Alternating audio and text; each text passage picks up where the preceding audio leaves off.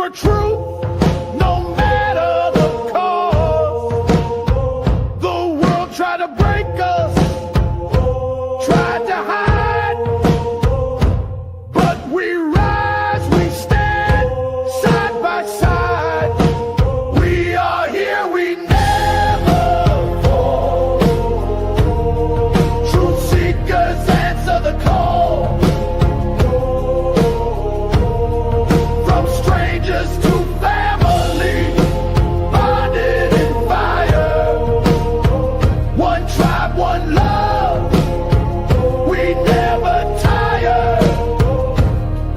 We fight for the lost, the seekers in pain, for the children, the innocent, we remain. No lies, no fear, love built this land. We are the keepers, we make our stand. One voice, One tribe, one love, we rise. truth seekers, stand tall. Stand tall, Together, together, we fight, we never fall.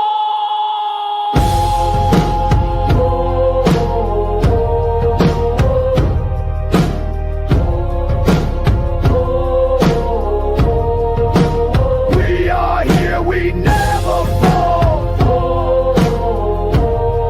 Truth seekers answer the call.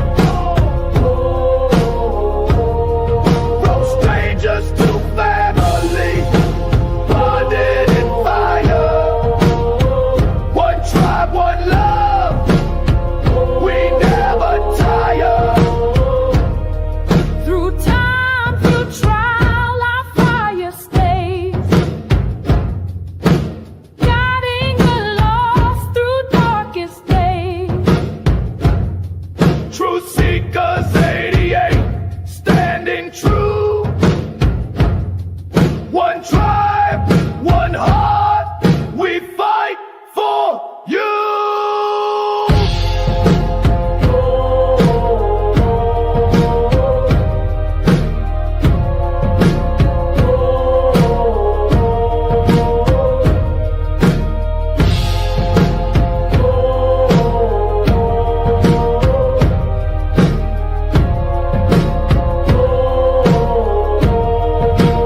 We are here, we never fall. Truth seekers answer the call. From strangers to family, bonded in fire. One tribe, one love, we never tire.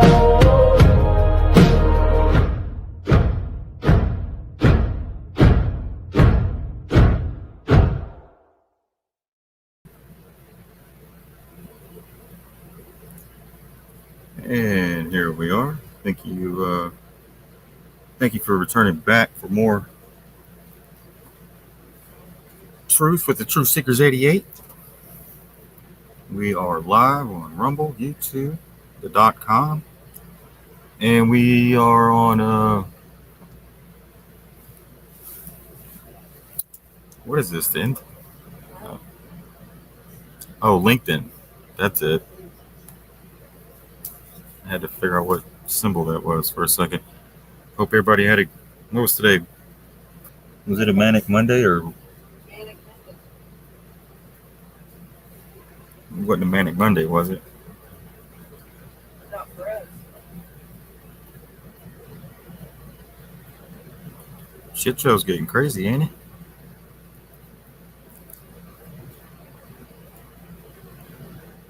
Yeah, I'm on here by myself, guys. That's it. I'm coming. They left me hanging, y'all. I had a technical issue. Where's the remote?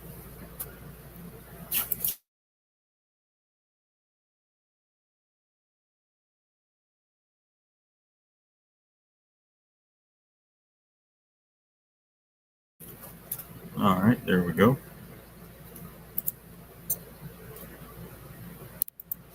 Let me get my screen up real quick. Um, what announcements do I need? I know there's something I needed to say, but I forgot.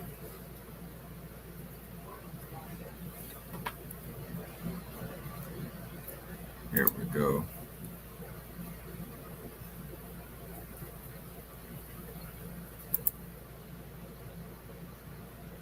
All right, here we go. So I got a lot of stuff that I went back, and there's a lot of stuff that I haven't went over. That's relevant. We're not going to get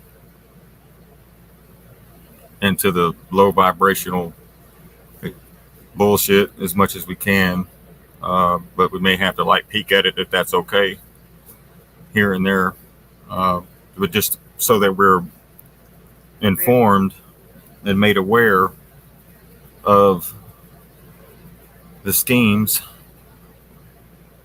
that are being pulled on the people. It seems like these politicians are more concerned about their midterms than the destruction that's going on around them. People struggling day to day, trying to make ends meet. Gaslighting us on all the damn major news networks that I don't watch. I just found out today that Laura Trump had a Fox News, I guess, spot. Yeah. And I only watched the clip of it. And apparently in her world, groceries are down and gas is cheap, but you got to keep in mind, these people don't go grocery shopping and they damn sure don't fill up their gas tanks. It's almost like it's a bunch of rich mother, trying to tell us what it is. But when we go shopping in our day-to-day lives and trying to make ends meet, we're not seeing it. But again, it's BlackRock and everything that falls under. All the corporations are owned by just a small handful of people, corporations, all the businesses that we shop at. So even if you try to boycott one, it's inevitable because all the brands, right? So they're worried about the midterms. What else they worried about? Oh, 2028 election, shit like that. Oh, what was that they wanted to build at the White House? A ballroom. Oh, a ballroom. Ball. That we'll never be invited to. So don't get excited about a ballroom at the White House. It looks like shit anyway. I don't know who. Right, and then they took up the Rose Garden, right? And it's all some limestone. It's all concrete. Yeah. Yeah. Limestone. They took Jackie Kennedy's Rose Garden and turned it into a pad to put something on. I guess it's masonry. They took all the flowers out. Yeah, it's masonry. Yeah, so basically, the American people are struggling, and they're building a ballroom. Come on now, that's crazy. They're out of touch. They're so out of touch, and we should not stand for that. So, and that's not just to talk about that one topic. That's just one of many that we can sit here and harp on. But it's one ridiculous. But it's in your face. Yeah. It's like, come on, man. Anyways, fear not, my lady. I am registering to vote it out. Meanwhile, there's a dragon in the background burning everything down, and you got the knight holding his cell phone registering the vote. This isn't what they did in the past, was it? No. They didn't vote out the king or vote out the. No.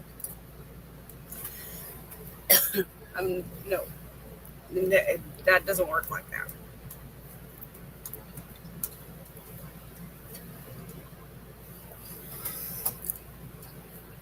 What's funny is the Republicans can go after Democrats and try to arrest them here in Texas, but they can't go after pedophiles in the government that have been blackmailed by Mossad. There are the pedophiles. So it's funny who they pick and choose to go after. But they're not really getting arrested. It's on the show. Oh yeah, I know. Most of them are gone anyway. You know. Same thing with the immigrants, right? Right. Trump doesn't even have, his numbers are extremely low as far as immigration is concerned. But what the media does is they make a molehill into a big ass ant. Right? Yeah. However you want to, whatever that saying is.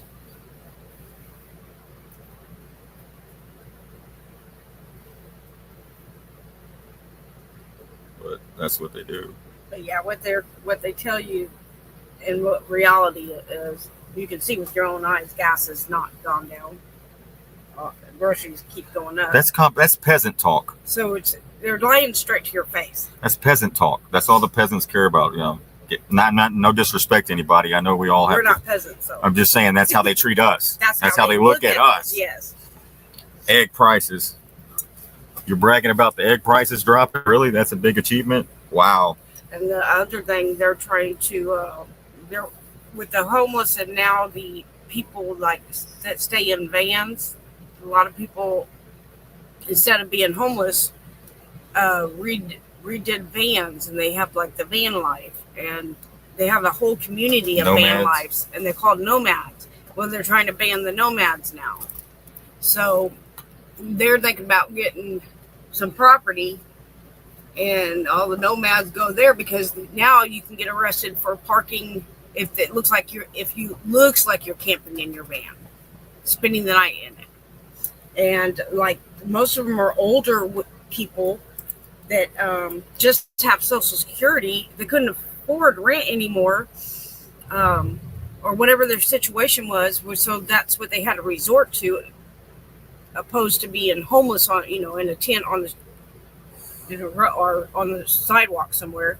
So that was their alternative, which they love. They love it. They love the freedom. They have a community. They can do YouTube channels in their van. They do side jobs, side hustles. They go to like farmers markets, some of them do go to craft events to sell their stuff for extra money. So that's what they chose to do, and now they're trying to crack down on that, and that's just not right. It's almost like their housing market's fixing to crash. Yeah. Their housing market's fixing to crash, and it's going to be more issues. So guess what the solution is for it? It isn't to help you. Well, it's to put you in jail. That Yvette girl, I think I sent you. You can go to jail for being homeless. The Lynette lady, she goes over what Basel 3 she's saying is not going to happen because anyway, she's explains that in the video how that would not benefit the banksters. They're not going to do that. Right. So what's going to happen is going to be just like it did in the 1980s. There's going to be a crash, and there's going to be the inflation, like really high inflation. So that's why they're pushing get gold and silver. Not that one. I think it's down further. Yeah, she explains it better. I'm not a financial person, so all I know is. But since she's talking about silver, But yeah, she's a financial person and has been through all the different crashes and economic housing crashing markets and all that, and she always has secured herself with gold and silver. So, but she knows what's coming. A lot of the financial experts knows what's coming, and it says Basel 3 on it. Every time I hear somebody talk about crypto, I know. Guys, when they talk about crypto, this needs to be dead entity, unconstitutional. It's where they keep dead bodies in the crypt.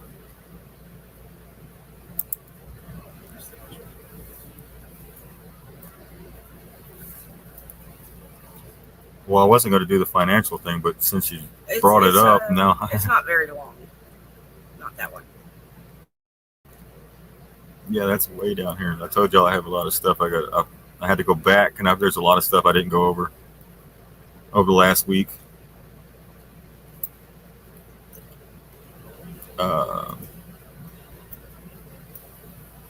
It's good news and it's bad news for those that have people that maybe still sound asleep, thinking that somebody's got their best interest at heart when it comes to these vaccines.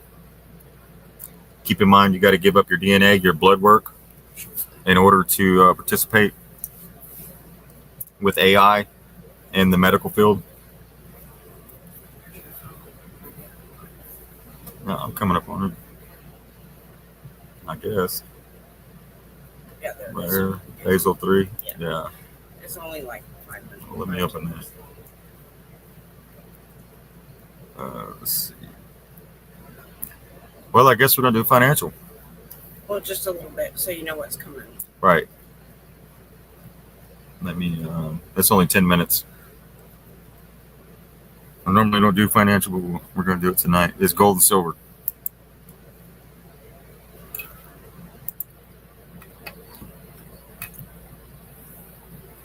Let me scroll back up where I was at.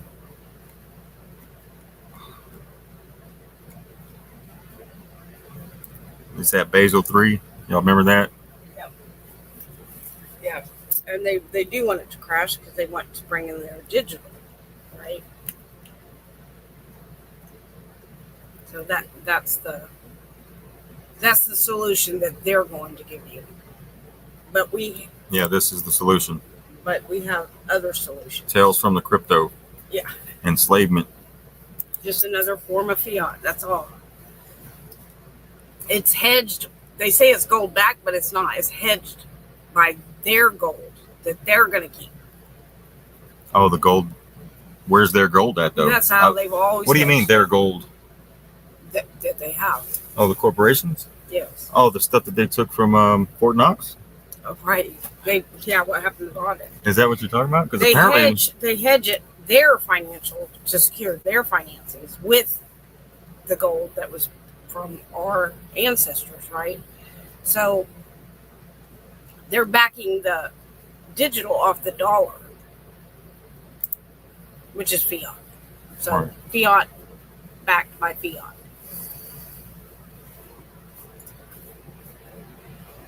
The only difference between these two notes is one is your belief that one has more value than the other. Monopoly money and the dollar.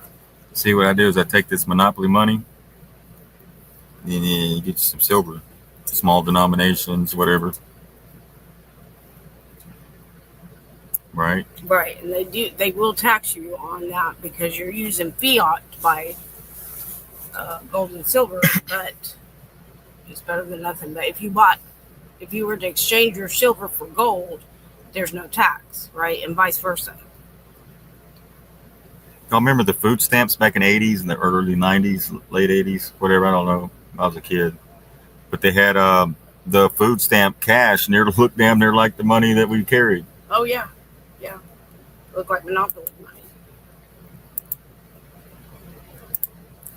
John Bush here in Tennessee at a Mennonite farmers market. As you know, I'm trying to encourage people to use alternative currencies, cryptocurrency, silver. What better spot than a community that abhors technology? So we had $52 worth of vegetables, and when we came out to the register, which is an old school non-digital register, built some rapport. Hey, how you doing today? Great. Oh yeah, how are you guys? I said, I noticed you guys don't take cards. I said, well, would you be willing to accept silver in exchange for these veggies that we're purchasing? $40 each. Yep, $80. Long story short, they agreed to take them. These are worth $39.52. It's a walking Liberty silver ounce, so it's probably worth a little bit more. And then these Kennedy half dollars are worth about $13 or $14. And our tab was $52. So we just gave them a walking Liberty ounce and a Kennedy half dollar and called it even. And in the commotion, some of the other Mennonite younger folks were coming out and asking about the coins, and people were looking along. So all it takes is the confidence, putting yourself out there and asking. Farmers markets are a great place, not just Mennonite farmers markets, but any farmers market, to go vendor to vendor. And you're there to purchase something, you bust out the silver. This is how we build the counter economy. This is how we opt out of the beast system. Peace and freedom, guys. So people are already doing it.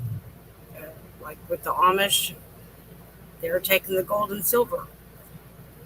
Small businesses, they need to start taking gold and silver. So this ain't about wealth. We're not talking about obtaining wealth here. No. When we're talking about the financial side. Right. We have to create a parallel if we don't want to Well, go that's into what the happened in beast 2008. Say that again. we have to create a parallel system if we don't want to go into the beast system. Right. That's what the whole point of this is about. This ain't about get rich and buy you a bunch of silver and you're gonna be a millionaire. No. A bunch of gold and you're gonna hit it big. And Right. Now they'll offer you incentives just like they did in 1933. They offered incentives to trade your gold and silver in for the fiat notes, right? And then you see where that led us. You can also get a bag of like silver nickels and dimes, the old ones, instead if you don't want to do like the 1 ounce coins. Yeah. That'd be good as well. And you can get the little small ones. What are they called? Whatever they're called. The smaller ones, smaller than the. You got that quarter ounce. You got the ounce. Well, they go Yeah, all the way down to. They have the little ones that look like the size of a dime. For like, you could get a bunch of different sizes. Then you can do copper, silver. Most people can't afford gold because it's like almost 3,000 an ounce now, right? 3,500 or something. Yeah. So you get gold. You can get copper. You trade in a gold silver. coin for a bunch of silver coins. Yeah, What you do. can. But if the majority of the people don't have gold, then it's going to be hard to exchange. You see what I mean? But I think silver will be the main one to use for everyday transactions. Now you might use Gold will be gold for like to big get purchase. something. Yeah, big purchase. So you don't have to hand over 100 Yes. 1 ounce coins or whatever. A bunch of, just give them like 2 or 3. All right, here we go. Latest on Basel III. Don't count on it happening. But that's her opinion. And here we go. Well, that's what happened in 2008 when they were putting together these ETFs, these derivatives on subprime mortgages. According to their mock. Hold on, before I get started, sorry guys, I want to name the channel. Lynette Zhang on YouTube, right here. Yeah, she's pretty good. Right there. Okay, let me get started. Here we go.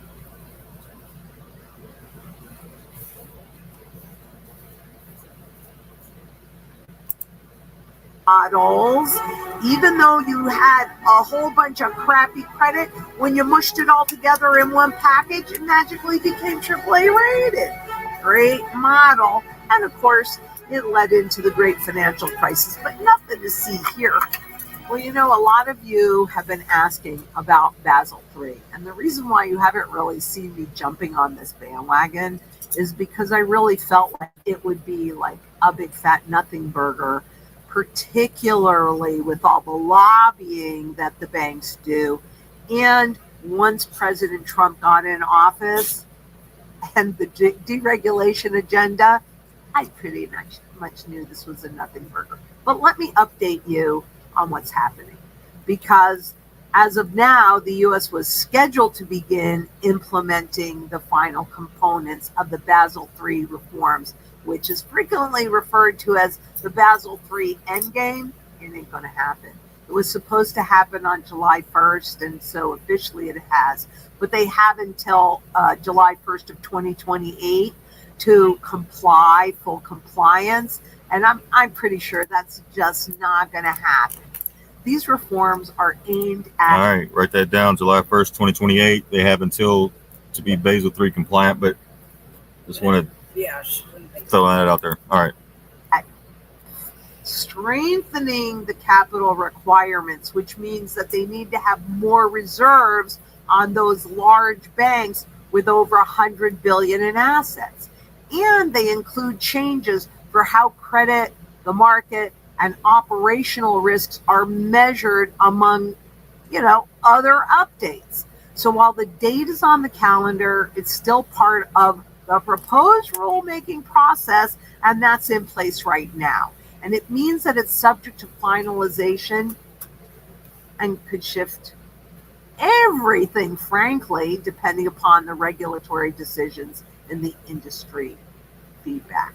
Well, we know that there's tons of lobbying going on, but on July 22nd, just the other day, by the time you're seeing this, the Fed's new top bank cop, Michelle Bowman, who was confirmed last month and is definitely a bank deregulation supporter, effectively kicked off her promise to reverse what she sees as flawed approach to capital rules. What do we need any reserves for? Why do we need these rules? Blah.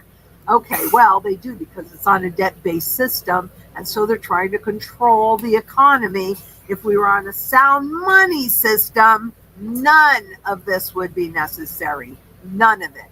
But senior officials from JP Morgan, Goldman Sachs, Morgan Stanley, and more are expected to use the current event that's happening this right now at the Fed to detail a host of new rule changes that they'd like to see from regulators. Good. Let the banks determine that. They always do anyway.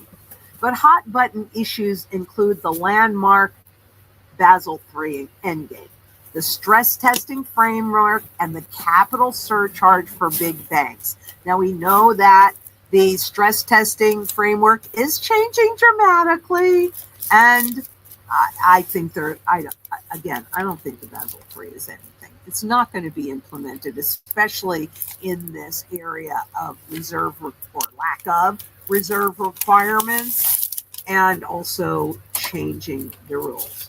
So the Basel III endgame is poised to reshape the way that U.S. banking system in some major ways, but it is not going to happen. So here's what's coming down the pipeline. If they let it go through, higher capital requirements, so banks will need to hold significantly more what they call high quality. But of course, gold is a tier 1 asset, which means the highest quality asset. So banks could start holding gold again to meet this capital requirement, with estimates suggesting at least a 16% increase in those capital levels and a 20% rise in risk-weighted assets. What are risk-weighted assets? You know, things like bonds and things like that, right? They're going to standardize the rules across big banks. This is not going to happen. The new framework removes many of the tailored approaches previously allowed. Tailored approaches, yeah, that's not going away. But it's a good idea to apply those uniform set of rules. It's just not going to happen. Also, reduced reliance on internal models, because right now the banks are able to use their own models for credit and operational risk. Yeah, this is going to work just fine.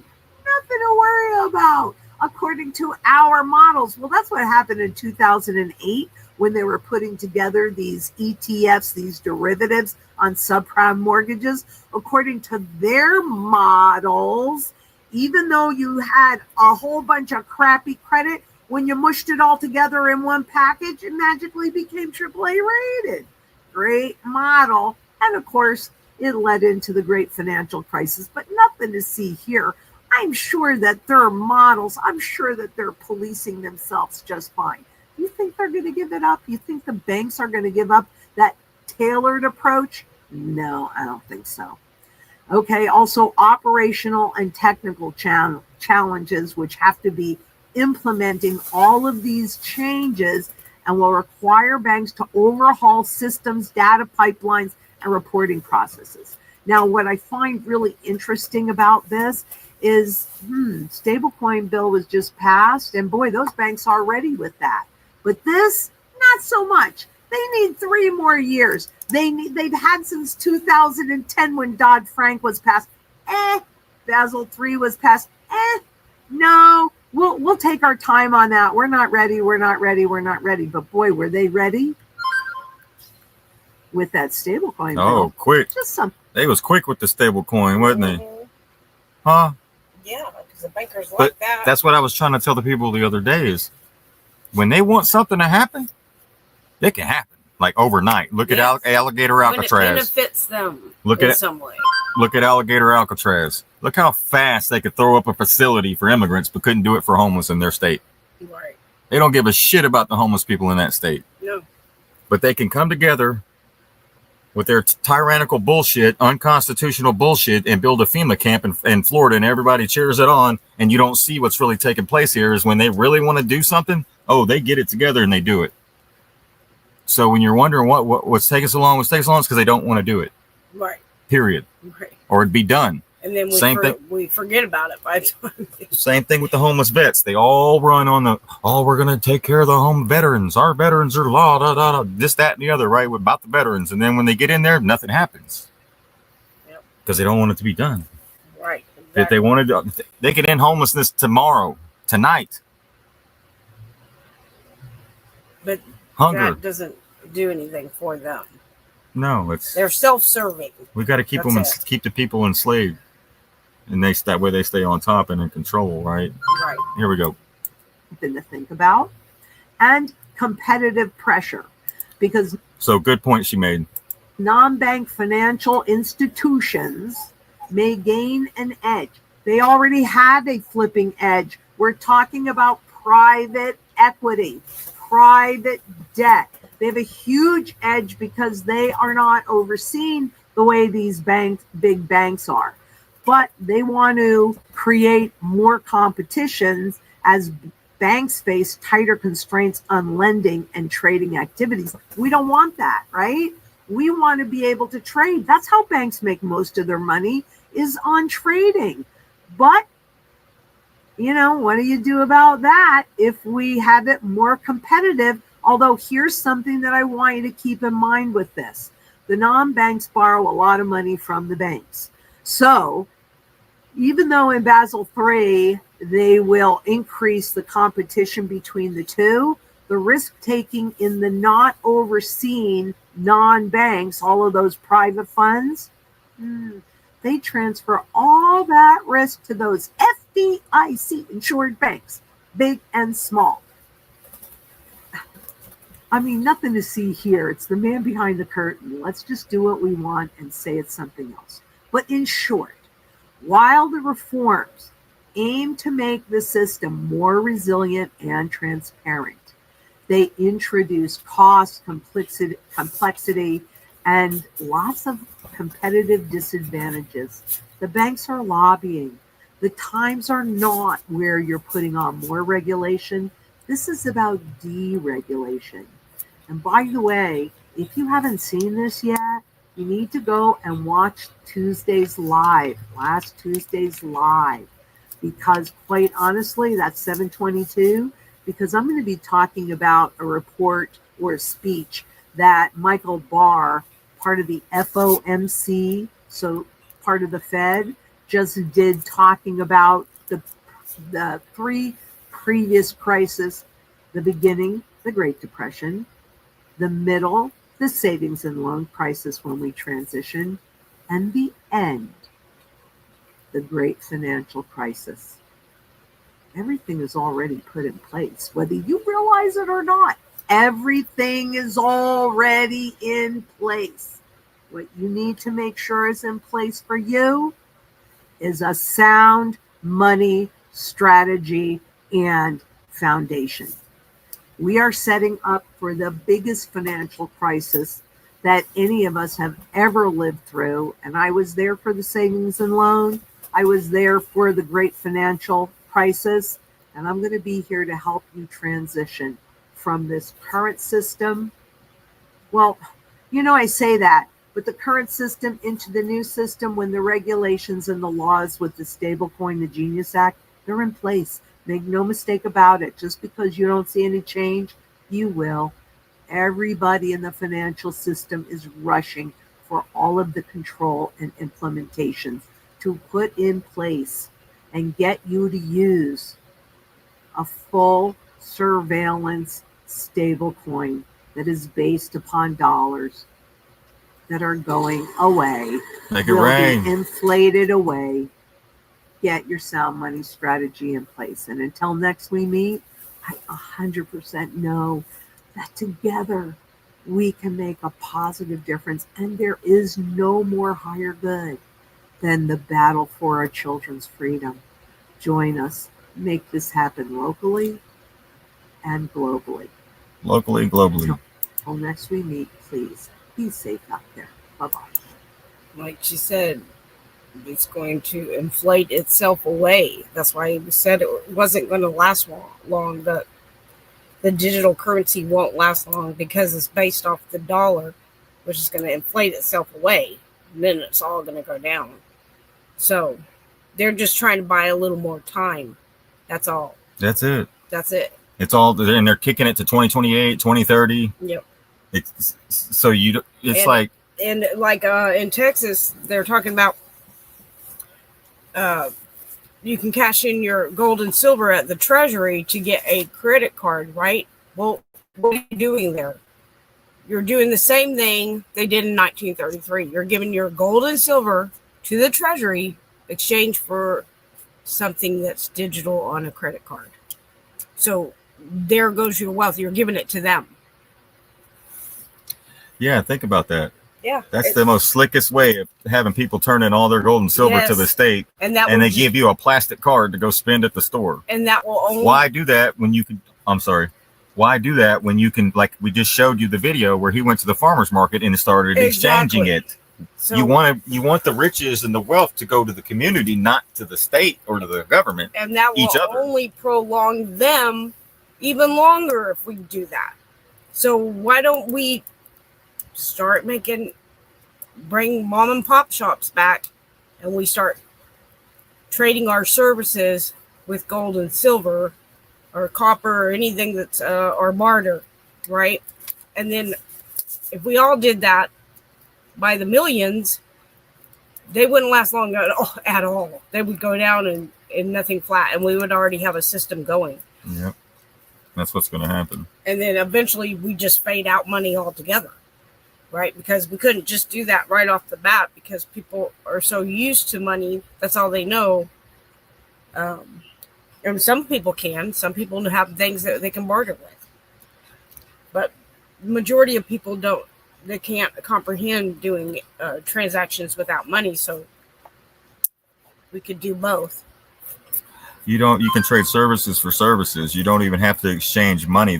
We used to do without money, gold and silver and stuff like that, right? Even Jesus said, give what is Caesar's. And he didn't need it. That's right. You think Jesus walked around with a big bag of gold and silver, hoping that he hits it big one day? Or did he put all of his faith in the Creator? That's right. That he will provide. And that's what the attitude and the mindset that we need to have. And we need to see the bigger picture of this instead of the doom and gloom that the slavery. There's a you want to be a slave, you got it. But there's also there's two roads. There's two paths. That's it. But not everybody wants freedom. Some people just want cheap eggs. Some people just want cheaper gas. Some people just want maybe the groceries to go down a little bit. Whatever. But nobody's really talking about freedom. And some people have invested so heavily into this digital that they may choose that road because of that. Well, when they see other people being the light and actually outspending it, it'll catch on. Exactly. And then they'll be like, wait. Then they'll wake up and go, why? My grandpa used to show me coins and stuff. My dad used to show me coins. He used to collect silver by the and you never understood it as a kid, right? Right, exactly. They didn't turn it. No, you're like, why are you sitting there with all those coins? I used to look at my dad. I'm like, why you got all those coins? Like, what are you just looking at them or what? Yeah, because they thought it was supposed to go up, and it never did. Never did. They promised him it would go after the war. It never did. So the Constitution says the only coinage that should be issued is gold and silver, right? Yes, that's sound money. Okay, then why are they using the word stable coin and Bitcoin if there's no coins? It's a mind. It's mind. Mental. It's psychological warfare. It's like an oxymoron. It's unconstitutional. So, but if you see stable coin, you think there's something of. It sounds good. It sounds stable. How about stable fiat? Exactly. Why don't you just call it what it is? That's all it is. Because think about it. If they call it stable, well, you think it's going to be stable? It's the opposite, ain't it? Right. It's going to be unstable fiat. Unstable coin is what the name should be. Because it's based off the dollar. The dollar. And, like you said, it's surveillance. Be all in your business. Hell yeah. As long as I'm safe, as long as they keep me safe. Right. Yeah, because From it whatever. will be on an app on your phone, and your apps already monitor you, each app, and can read your text messages, everything. Think what this one can do with your money. And if they don't like what you say, they can freeze your account. They can cut you off. Just like they did in Canada. Yeah, The they were showing Freedom you. Convoy. Yeah, they were showing you what they can do, what they're capable of. And other fundraisers where people were raising money for people to. Yeah, they froze their. froze their GoFundMe's, all kinds of stuff. Yeah. Stable coin. Then we see when you stop and look at it, you go, wow. But it's kind of like the Genius Act, it's quite the opposite. Right. Everything's the opposite. Smartphones don't make you smarter. Like she said, gold and silver Smart TV. Is world currency. So you can do transactions overseas with gold and silver. You don't need the government to do that. The way we have the infrastructure built up now where you can make transactions like that, right? So back in the day, they needed a government to do deals with other countries. But now we don't need to do that. We don't have to go, right? Right. We have a infrastructure, we have mail, we have all that stuff. We can get it over to them. So your trades and stuff are going to be a thing. If you have a trade, carpenter, welder, truck driver, drivers, some kind of a trade, that's going to be a benefit when you ain't got shit.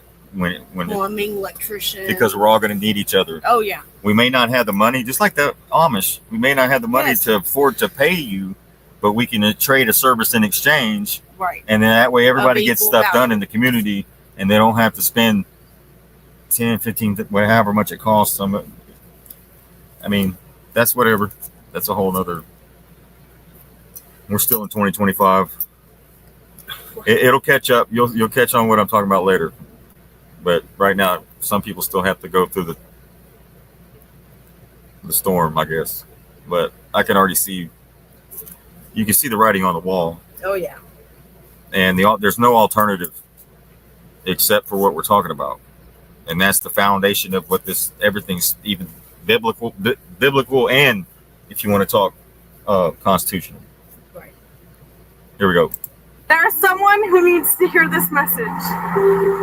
There are people who need your light. Stop hiding. Stop hiding, because there is somebody or many people who are benefiting from you sharing your gift, stepping out of that house, creating that art, putting yourself out there and letting yourself be seen. There are people who need you, okay? Baby, I don't care what it takes. Pick yourself up. Get yourself out there. You impact people. You make a difference in this world. You are needed. I love you. Thank you for showing up today. For spreading your light. For being you. Ah! There is someone who needs to hear this message. I don't know if she's moonwalking or if she's gliding or flying across or if she's on a bicycle or if she's on roller skates. I have no clue. It looks like a bicycle. What's going on here?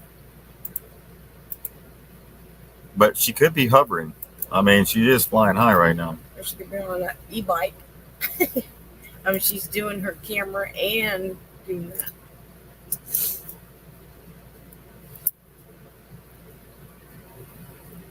All right, let's go up. This one you want me to play? It's my buddy right here. How much longer are we? My Irish brother. Kind of got the same hair color. Right. Exactly. Going to wait until we all finally have the courage to collectively stop feeding the beast of capitalism? How bad do things have to get before you're willing to step out of your comfort zone and realize there's no possible way that they could come after all of us? Do you really have to wait for some cataclysmic event that pushes you so far into the corner that the choice to rebel is essentially made for you? You want the truth, huh? Fine. Strap in. Because I'm done watching people confuse walking away with rolling backwards.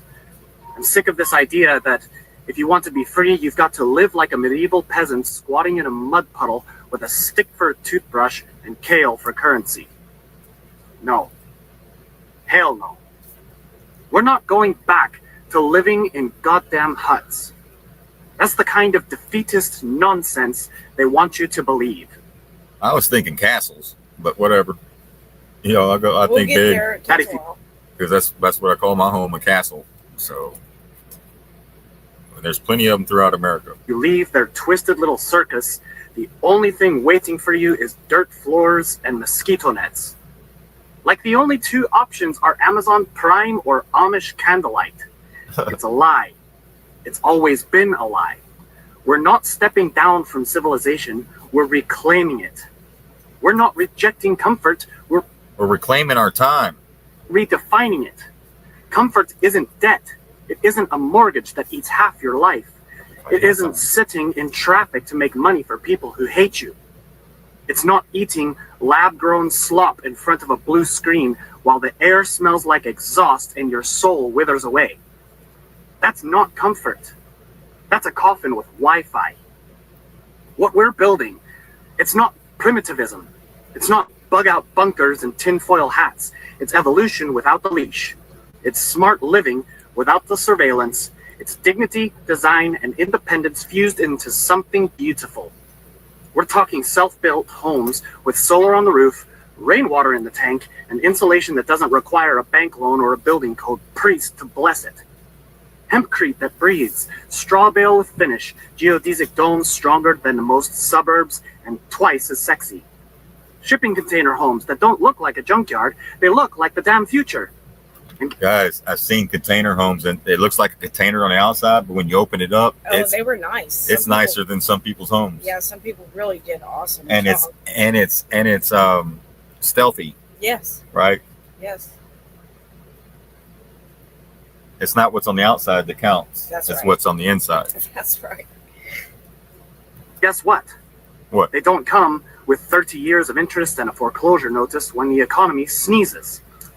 You build it with your hands, your friends, and your freedom, not with credit scores and paperwork. And food?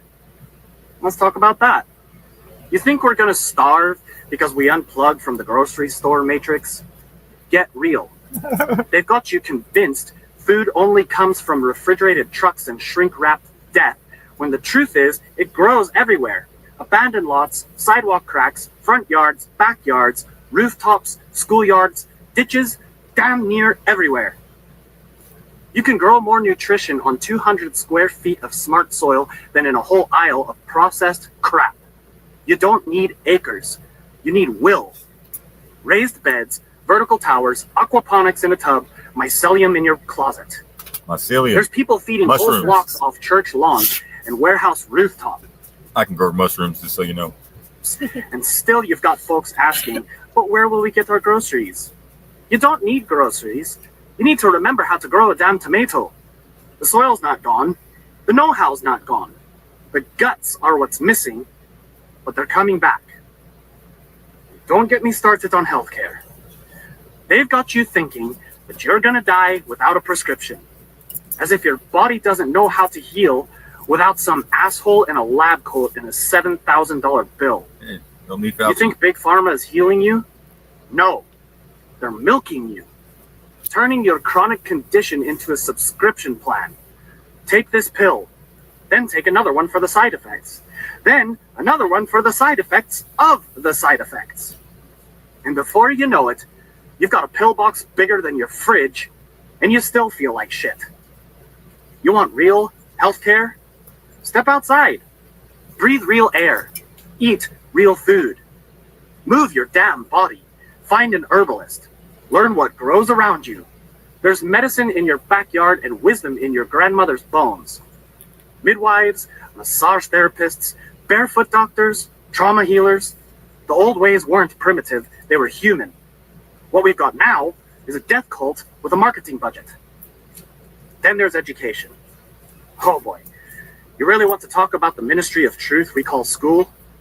These aren't schools. They're behavioral modification centers designed to make sure your kid never questions authority and always asks permission to pee. Sit down, shut up, memorize lies, repeat. You think a standardized test tells you how smart your kid is? It tells you how compliant they are. And when they graduate, they're financially illiterate, emotionally numbed, spiritually confused, and physically sick. And don't know civics. But hey, at least they know the Pythagorean theorem. Real education isn't a classroom. It's a village. It's sitting in a circle, telling stories, building things, failing and trying again. It's elders and craftspeople and warriors and poets and healers passing down what matters. It's learning to speak truth, grow food, fix machines, and face yourself. It's knowing the difference between right and legal, and it's waking the hell up. And when you combine that, when food, housing, healthcare, and education are rebuilt outside their matrix, when people share labor, barter skills, build trust, and protect each other, then they lose. The whole parasitic system starts gasping for air because without your paycheck, your compliance, your attention, your fear, your hope that one day they'll save you, the beast dies. This isn't rebellion, it's evolution, and it's not about going backwards, it's about going beyond. Whoa. We don't want to go back to sticks and caves. We want what was stolen from us. Peace, autonomy, joy, roots, and purpose. We want shelter that doesn't enslave, food that doesn't kill, healing that doesn't bankrupt, learning that doesn't lobotomize, and communities that don't betray. Not because we're off-grid weirdos, not because we hate modern life, but because we deserve better than this shiny digital dystopia run by sociopaths in suits and algorithms with kill switches. Real revolution is not easy, and yeah, it's not comfortable either. It's scary as hell to imagine the consequences when we all collectively choose to stop playing this game anymore. But is that fear going to hold you down forever? Ask yourself, what really is the final straw that will basically force me to choose between sovereignty or a perpetual digital cage disguised as the freedom of choice? We're not going back. We're not bowing down. We're building forward. And we're doing it like it's the last thing they ever expected, with joy, with style, with fire in our eyes and tools in our hands. Not huts, not cages, homes, hearts, humanity rebuilt. Now, get the hell up and help build it. Ooh. Hell, it's awesome. But yeah, like, think about it. Like we showed last night, all these inventors, like the electric culture and all that, that stopped when they had the war, right? And it stopped people that had creativity and inventions, like the water power cars. They were killed because we have all these rules and regulations, and you have to get a permit, and you have to build something within code, and all this stuff that which keeps us from being creative and building things. So think about that. If we got back to that, how far could we really go? Because we're the ones that build everything. They just direct us. They just tell us what we can't do. Yeah, they come in with the code enforcers. Right. So they put a halt to what we can actually they put do. a limit on our that's what the codes and shit are all about. Yes. It's got to be within this codes or So they stop our creativity, limit it, and they siphon it. Right. And they have us selling our dreams short to go work in a factory, which is fine. Some people like that shit. Like they said, been there, done it. Do without a government. The same thing we're doing now. The plumber would still plumb, electrician still be electrician. It would just be not the government in our business. Look, like that's a good point you just made. Because do y'all think Democrats and Republicans built this? Right here? People did. You think Democrats and Republicans built this? People are the ones that build all this. Everything we have. Somebody put it together. Somebody came up with the idea. Someone did the blueprint. Someone did the work to build it. That's all of us, every one of us.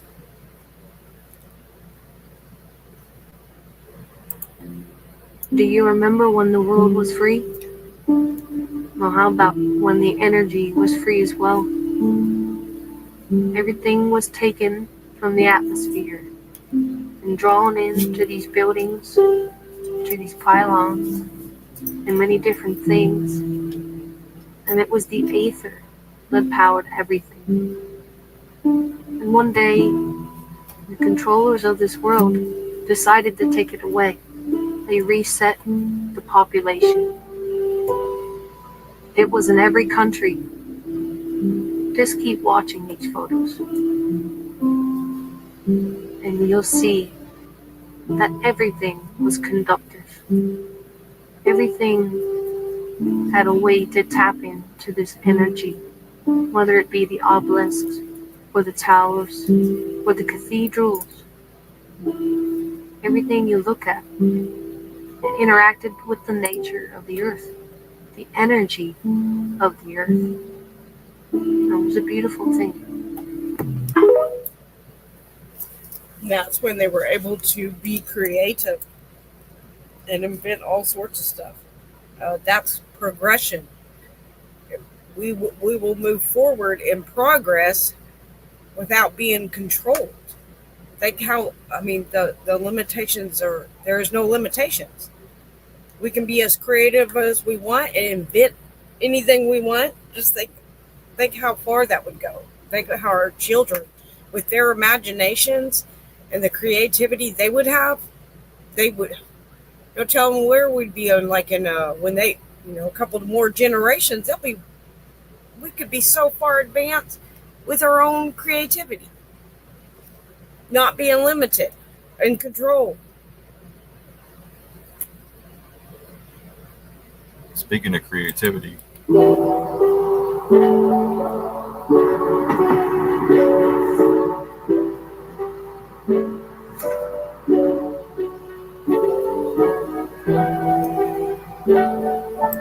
get you a threaded Cool. Yep.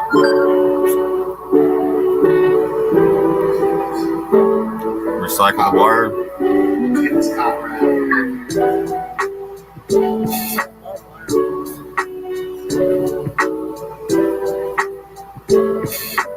Roll in there. Free. Just gotta do a little work.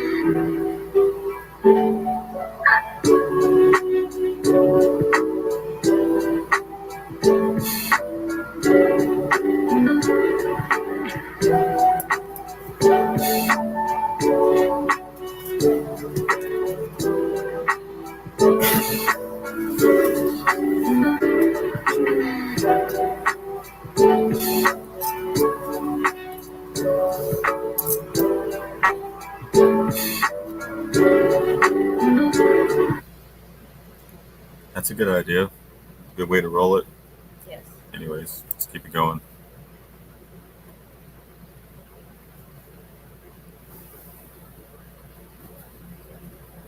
All right, so I went all the way down here. Yeah, I got you. So I missed so much. Let me go back up here.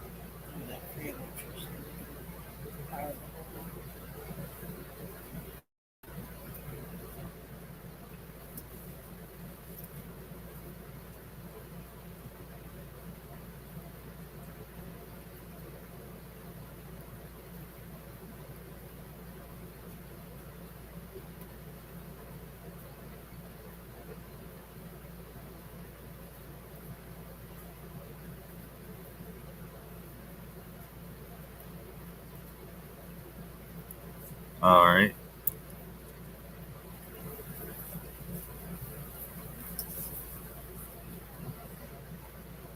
So I'm going to read a little bit here in a second. You got the book? I guess I could open it up. Let me go ahead and get that ready.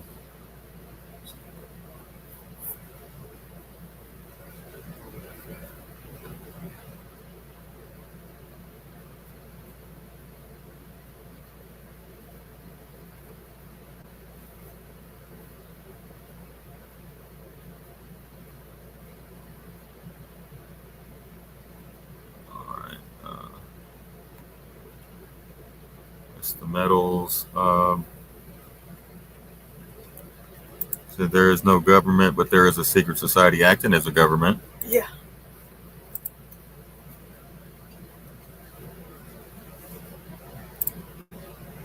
All right.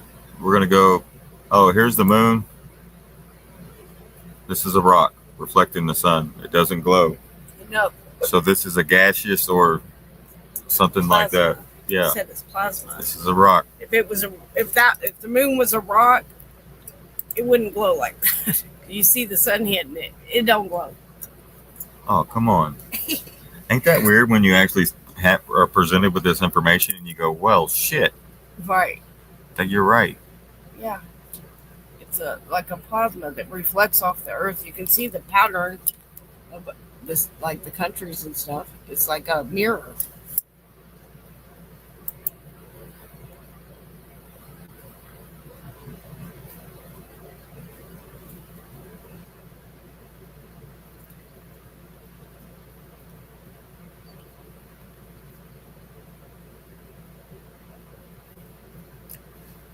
Did they fabricate this? Okay, here's the nuclear blast scare stuff. I want to show that because people were talking about different things that they're showing on TV.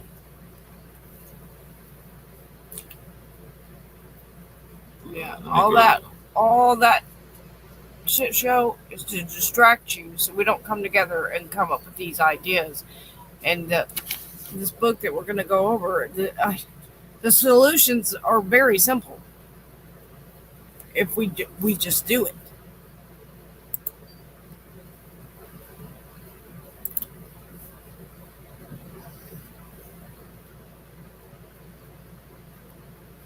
Two videos on it too.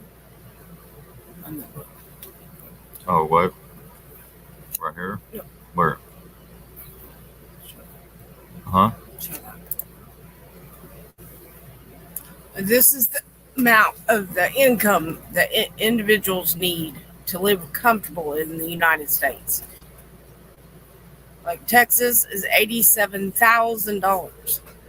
The highest is New York, and the lowest is West Virginia, $79,000. Comfortably in their world. Yeah. Right?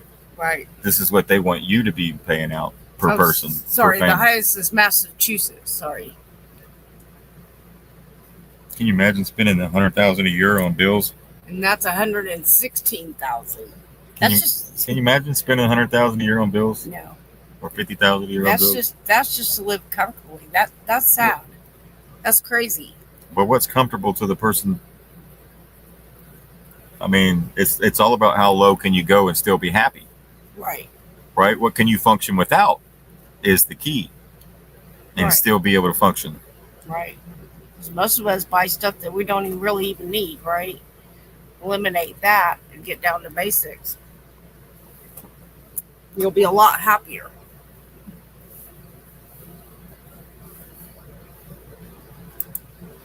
You said there was videos to go with this? Oh, yeah. Oh, show your art. Show your art. Mickey wants you to show it. I'll show it here in a little bit. Those two. That's the author of the book. Okay, let me open this.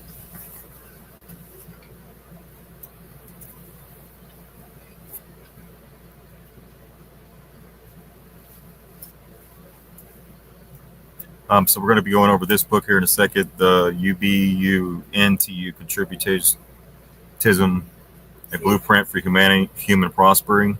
See that Prosperity, I mean. What the word in there is tribe.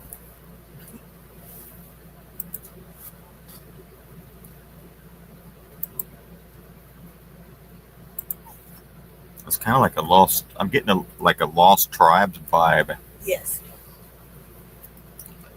But we're going to be doing this. I'm going to play the video about it first. Here it is. It's just a minute long. It's a little short clip.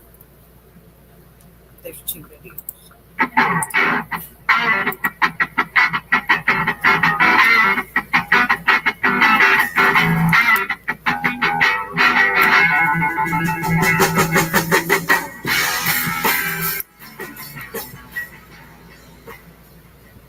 What I can say with absolute certainty is that the system of contributionism is very similar to the ancient African philosophy of Ubuntu.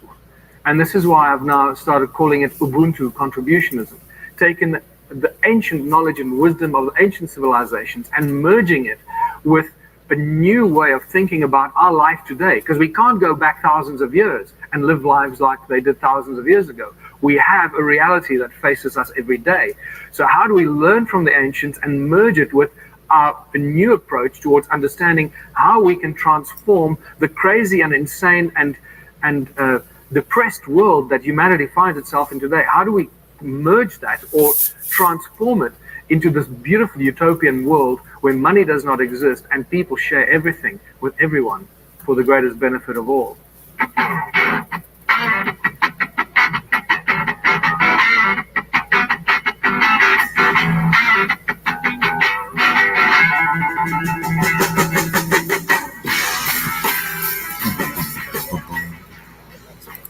All right, next video coming up. I'm just getting you set up for this book we're fixing to present. We presented something from it before, but Yeah, we it's a ran really back good through it book. again.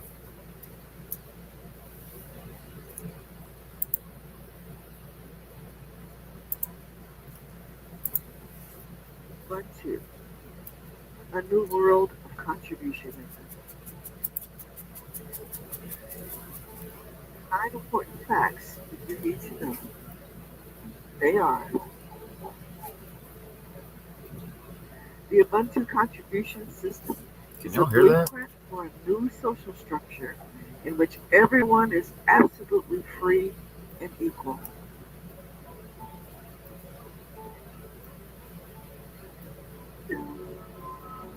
It's a society that functions without the concept of money, any form of barter or trade, or the attachment of value to material things.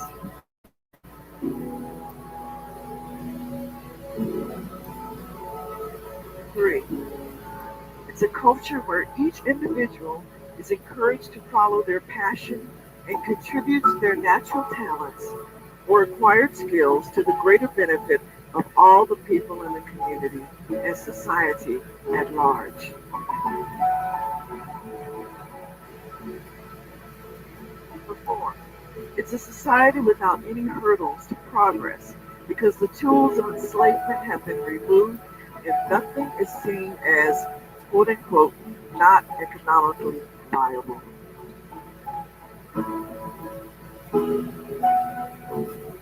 Number 5, it's a society which promotes the highest levels of scientific and technological progress.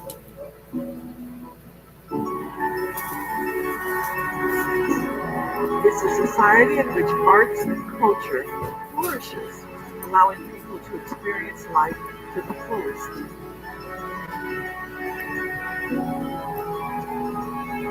It's a society in which spiritual growth of its people through the explosion of arts and culture will allow the rapid rise of consciousness to fully embrace the concepts on unity.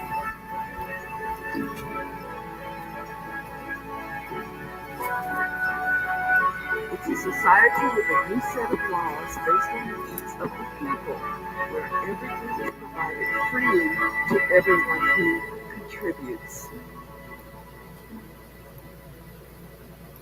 Lastly, number 9, the system provides unimaginable abundance of all things on all levels, impossible to imagine by those who are trapped in the capitalistic, consumer-driven environment of today.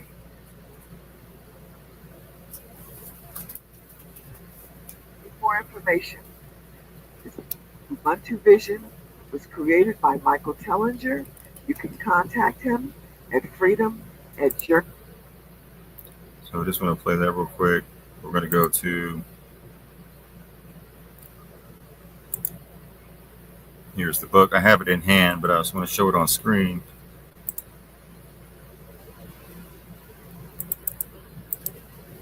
For the audience.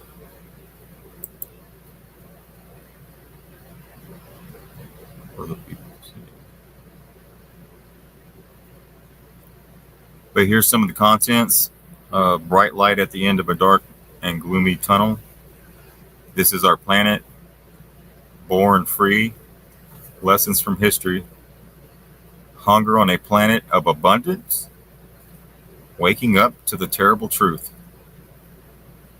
Ancient origins of the royal bloodlines. Origins of money. Empire of the elite bankers. Trapped in the matrix. Media strategic tool of indoctrination. Who is bailing out the banks? A legacy of control by the banking elite. Wars are controlled by the bankers. Bankers turn to crime and assassination. Bankers are above the law, funding the wars. Hitler and the Bush family empire. Banksters assassinate JFK. Money does not make the world go round. Banks get bailed out. People pay the debt. The muscle behind the bankers. He who controls the gold controls the world. The world in protest. The corporations that own the world. Negative growth, a fictional concept. After the fall of Wall Street. UBUNTU, contributationism. Our inalienable rights. Our countries are registered as corporations. Corporate takeover of the USA, UN, and the world. Government and big business. Questions to the presidents. There is no justice for the people. So on and so on. Just want to go over a few of those.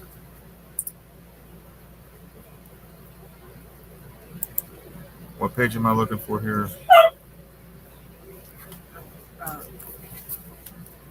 Page 86. And it covers a lot. Farming and agriculture, law enforcement, Army, Air Force, Navy, police, such and so on and so on.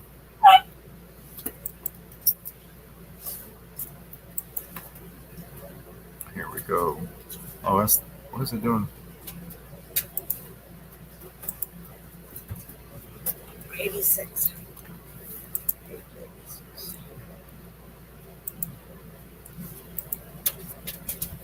What? Oh, limited preview. Okay, that's a limited preview, so I'm going to have to read it. Sorry. What? I thought it was the whole PDF. I did too. So we're going to be reading from this book. Where's it at? 86. Where it's marked. So on page 86, you probably already have the book. Some of you do. Morphosis, the matrix is a system. Is that where I'm starting? And to where? Okay. Where at? All the way to that? Yeah. Oh, that too?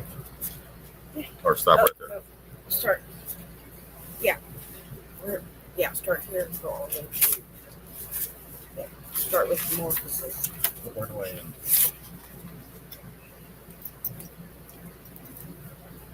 Oh, at the end of there. Oh, just this page?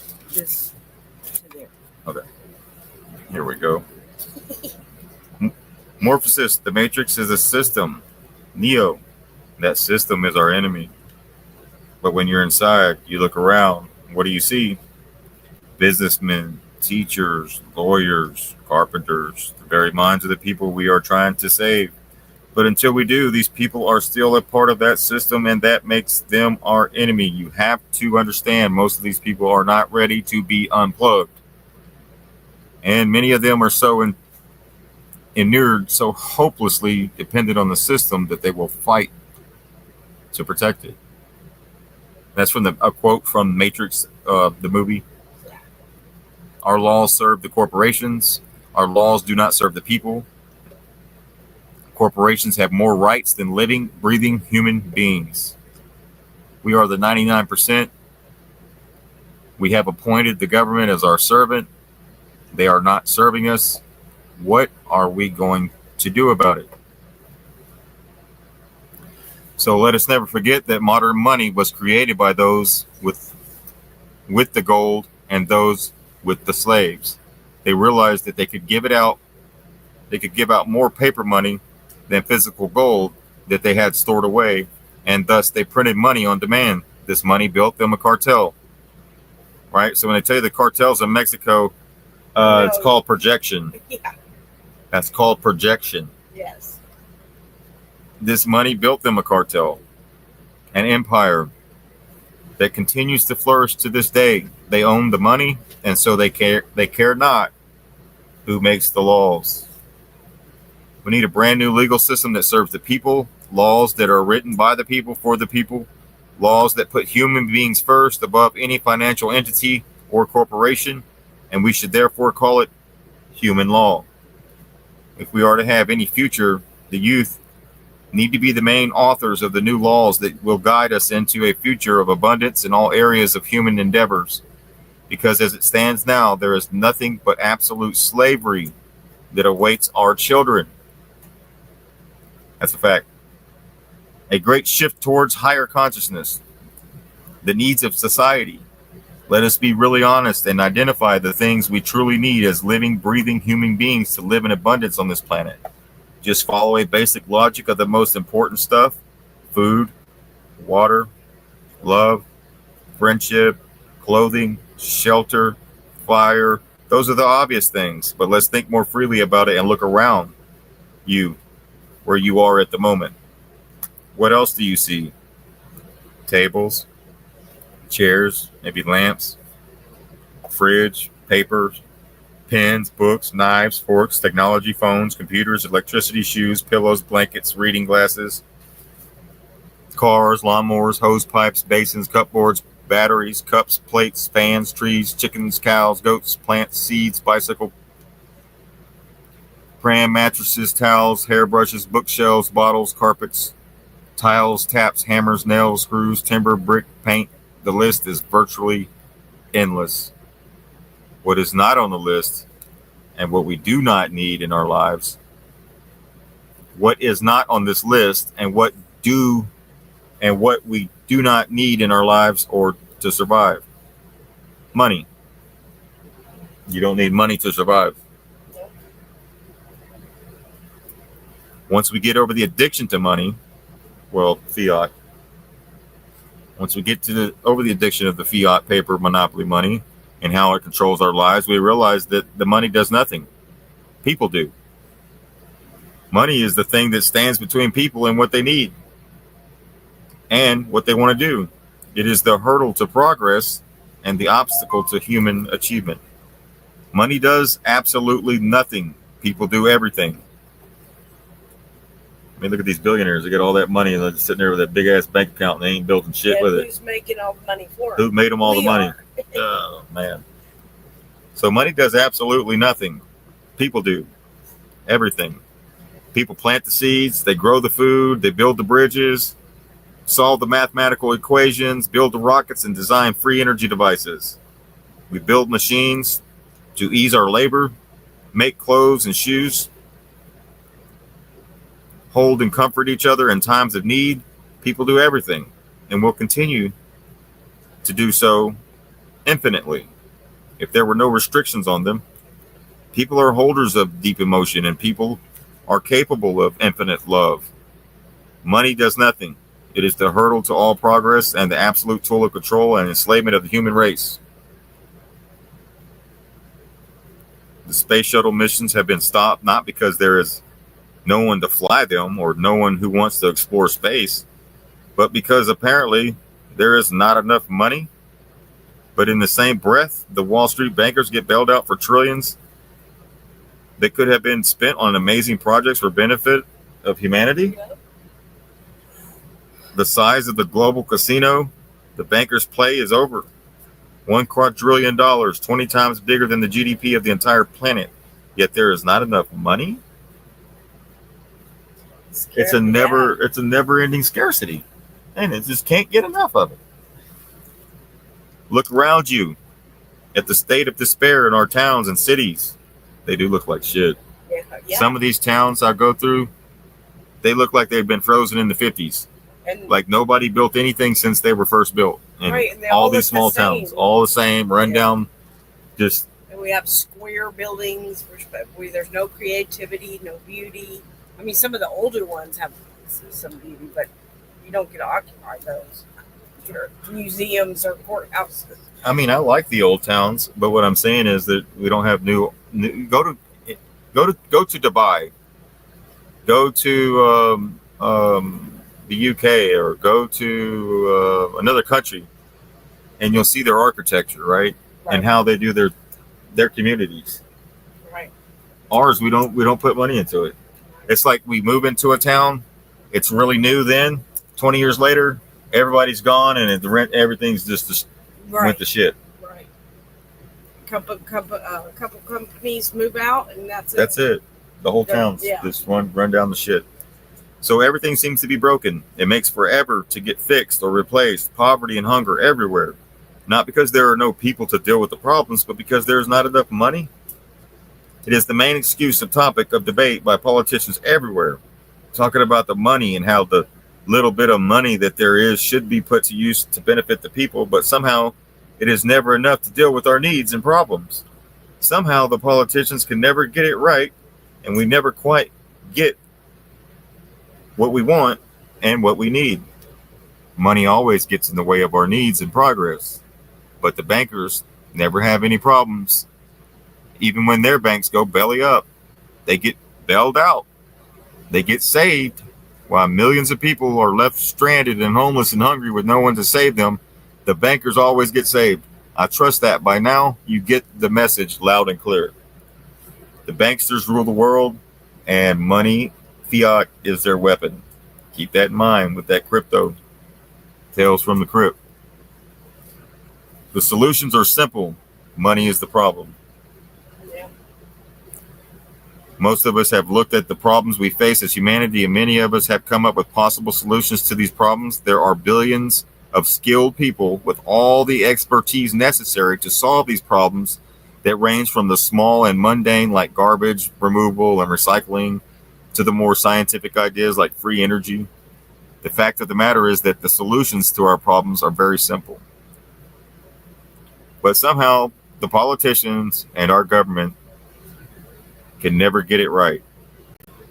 When they do attempt to solve our problems, it is always in some way linked to a hidden agenda that benefits someone somewhere and is not really done in full integrity to serve the people. They debate it for weeks and months behind closed doors and allocate budgets that get misappropriated, which is just a fancy word for stolen or lost, while our problems keep multiplying.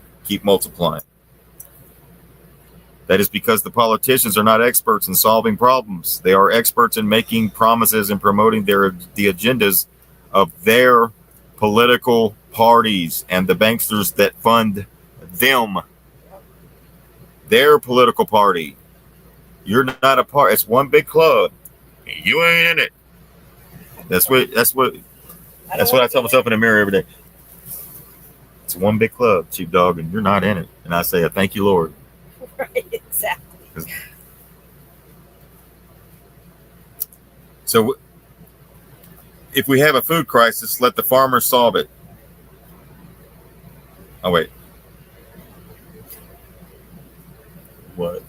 Did you go later, please? Yeah. Our scientists, engineers, farmers, and ordinary people have all the answers and knowledge to solve all of our problems and provide a platform for rapid advancement. Our governments and politicians do not. They could figure out how to way to con you into agreeing with a big, beautiful building and taking off to Israel, kiss the wall. So the farmers, instead of growing for profit, maybe you can grow to feed the community instead of shipping all the food overseas. Why are we shipping food to other countries?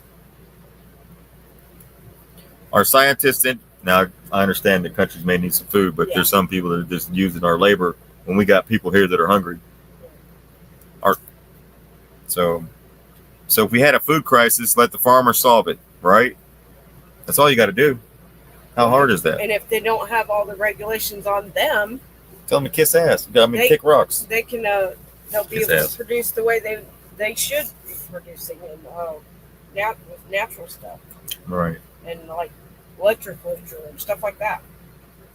Let the engineers deal with engineering problems, and the scientists with scientific solutions.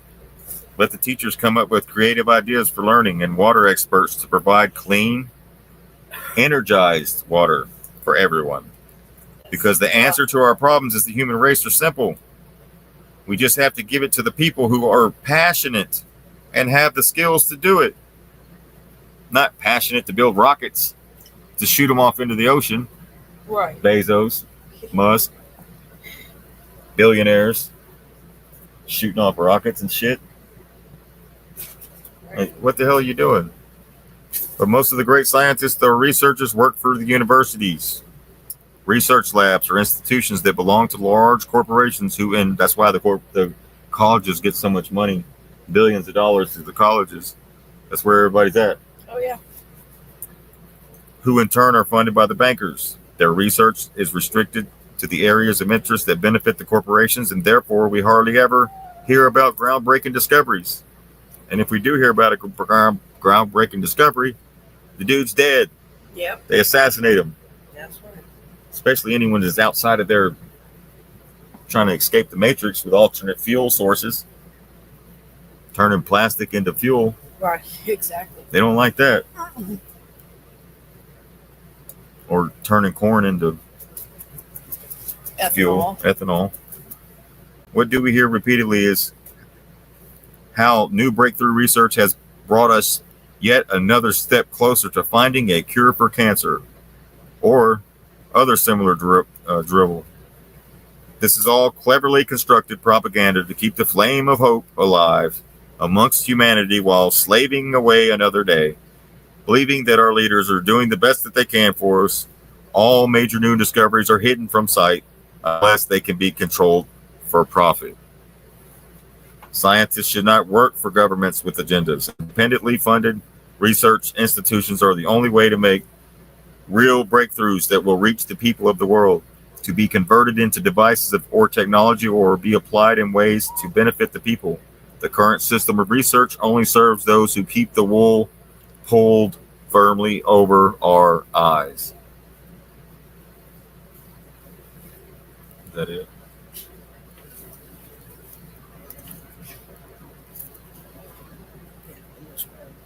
That was it, right?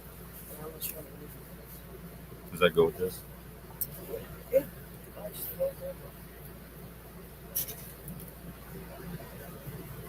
Yeah, I'll just stop it right there because it goes on another. It continues to talk about money. Great minds have always opposed the moneymakers. Is the next subject on page 90. It talks about around 30 AD how Yeshua, he had to use physical force to throw the money changers out of the temple. That's right. Jesus wasn't no punk. He didn't take no shit. So you got to be as brave. Right. And I don't even think he wasn't even flipping. So think about it. What Trump's doing is collapsing the system, right? Setting it up to collapse. It won't be like boom, all of a sudden we're just everything just goes all at once. It's already being done. So we have to start thinking outside the box on the alternatives. The financial piece will come up, and hopefully not many go into that, but they might go into it for a little bit. But if they see other people, what they're doing, and how they don't like what they got into, they'll be, hopefully they'll be able to leave. But it won't last long. I don't know how long it is, but in the meantime, I don't plan on going to it. That's for sure. I'm going to do what Jesus did and flip some tables. we're going to have to use physical force to throw the money changers out of the temple. This was possibly the only time during his life and ministry when Jesus used physical force against anyone. That's right.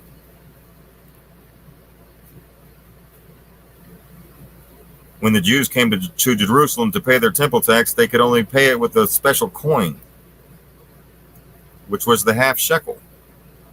This was a half ounce of pure silver, about the size of a USA quarter.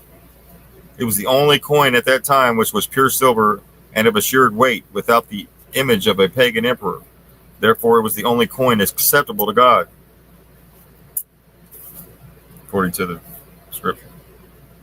Right. It didn't have a, like on ours, we have their faces on there, right? Yeah. We're not supposed to have a face on it.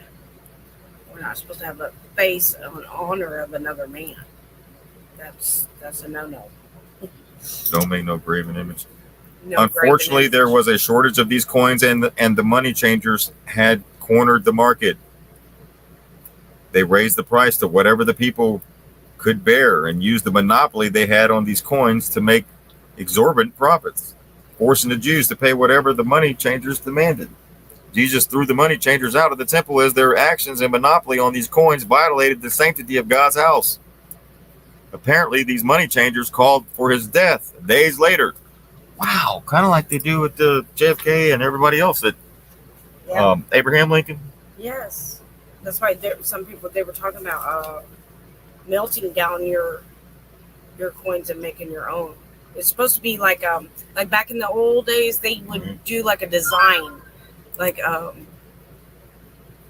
what's that thing that looked like a horn, but it had fruit in it. They would do like that, or some birds or flowers. They didn't have a person's face. You're not supposed to put a person's face on it. Like some of the silver. Some people some Republicans are already wanting Trump's face on the $100 bill. Right. Yeah, that's a graven image, right? That's what we're not supposed to be doing. Here we go. What is this? It says this says this is going to blow my mind once I play it. Oh, you played it last night. Oh, I did? Yeah, with that lady spoke to her in her mind and heard it.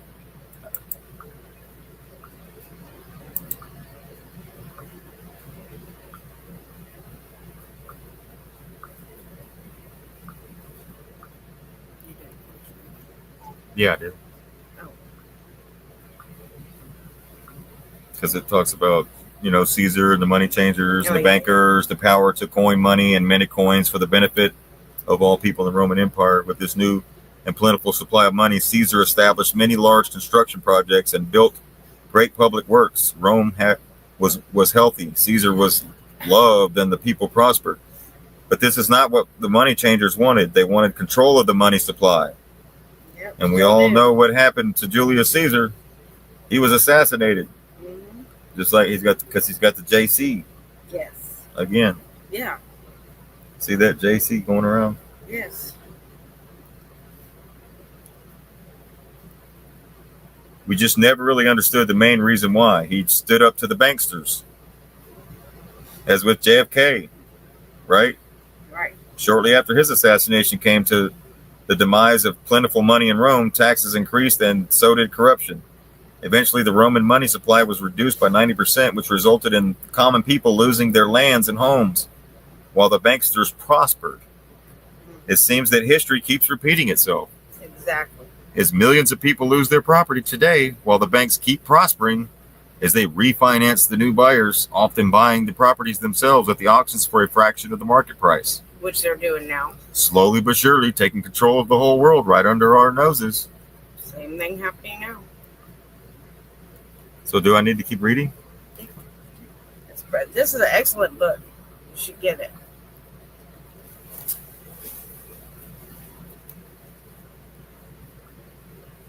But hey, you want me to keep going? Yeah, just look like it. It's really good stuff. So on 2 occasions, here, let me take this shit off. Let me put you up something different. The book.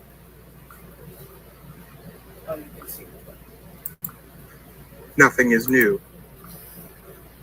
So on 2 occasions in France, one in around 1710, and the other 70 years later, fiat paper currency was introduced.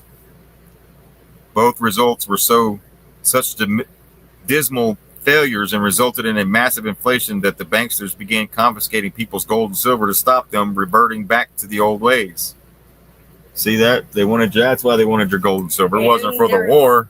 They're going to do it again. It wasn't for the war. They just didn't want you to have that gold and silver so you could have your own, be your own banker. Right, and they stocked up on it. And they want you to take your gold and silver and turn it into the state. Like here in Texas, you can take your silver or gold and take it and get a plastic card with some money on it, or fiat, digital coin, digital.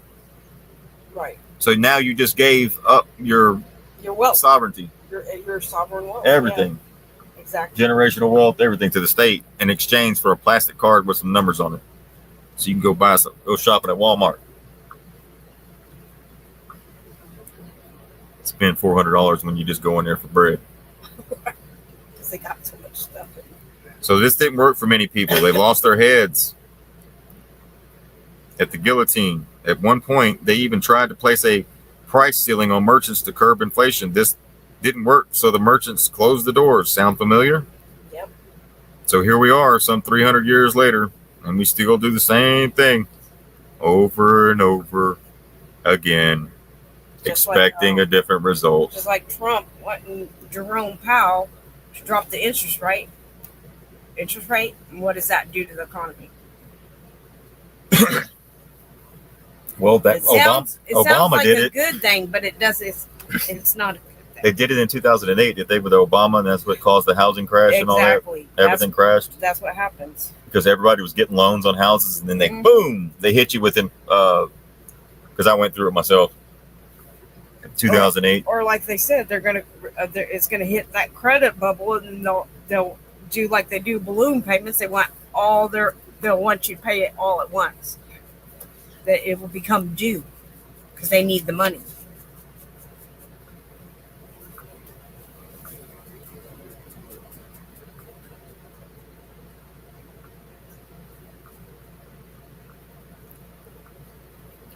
So this just goes on to talk about the central banks and stuff like that, but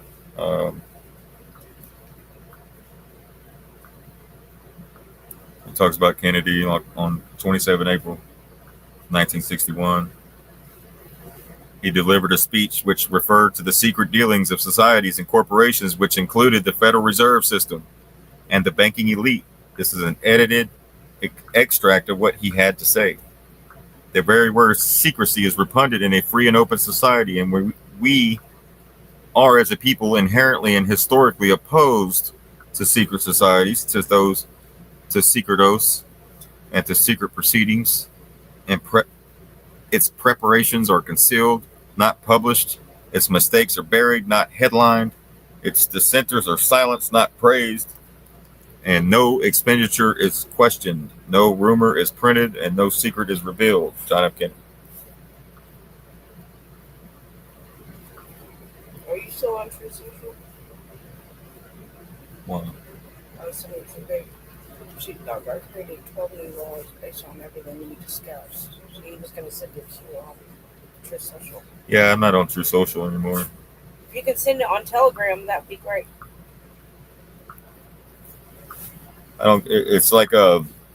It's nothing, no disrespect to anybody on True Social. It's just a echo chamber.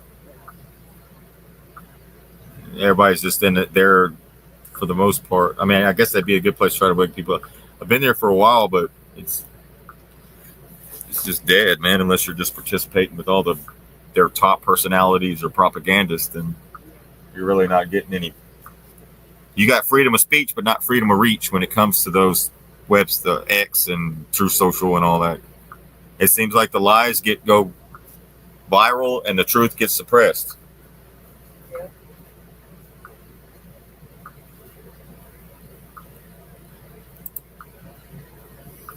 Hey, he's FaceTiming him. Yeah, they had FaceTime back then. Right? Under this sun, just rediscoveries and reinventions of the old world to maximize profits, of course. Yeah, they're selling you old tech for profit. Stay They had it hidden.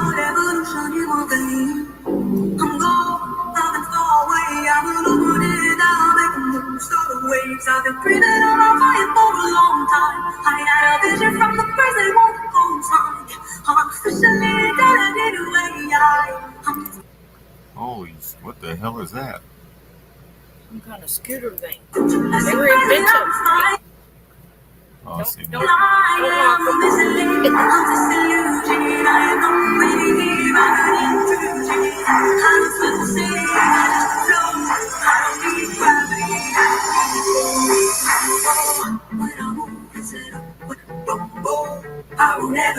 You sit inside that and you drive it. No, you sit inside it.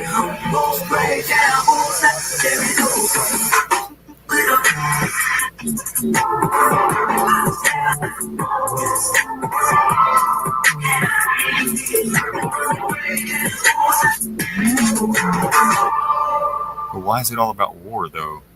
You notice that the guns and the... Yeah, well, that was what they needed at the time, I guess. But yeah, I mean, we can create in different ways. But they were creative, like those things that they were standing in. They hovered, right? They could do. They had 0-point energy vehicles. Yeah. They had airships. They had all sorts of stuff. Yeah. Yeah. So you get free energy from the earth. I think we shared that out.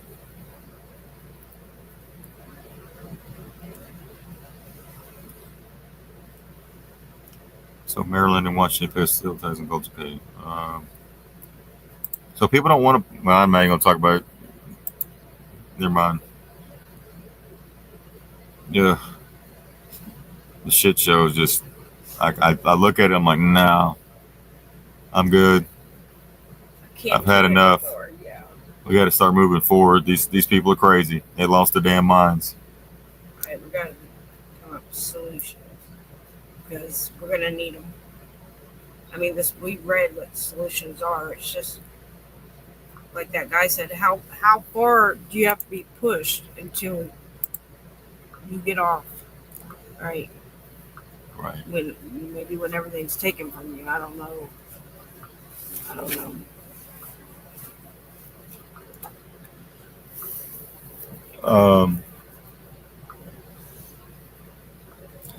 So here's the thing that I've noticed today, and actually I didn't notice this today. I've been noticing it for a long time. But you're wondering why people are asleep, right? Well, they own all of the, like if this is a Firefox, this is what opens up as soon as you open up the Firefox. Here are the headlines, right? And if you read them, there's nothing of importance. Like, for instance, 4 reasons why your plant leaves are turning yellow and how to fix it. Right? 11 questions to ask the neighbors before you buy a new house. Right? Yeah, because we're all going buying houses. HelloFresh free caraway pan, $95 value with your 3rd box plus 10 free meals. Got you eating out of a box.